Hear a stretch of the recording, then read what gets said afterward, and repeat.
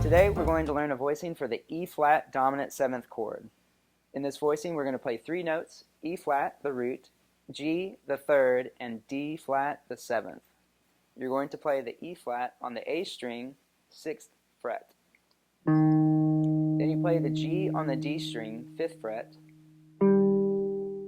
Last, you play the D-flat on the G string, 6th fret. Here's how it all sounds together. Now play it with me. Remember, come down straight on the fretboard and only strum the 3 strings that we have notes on.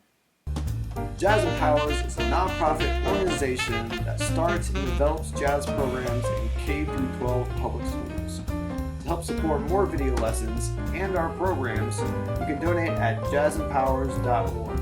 Also, make sure to like this video and hit the button on the screen to subscribe to our channel.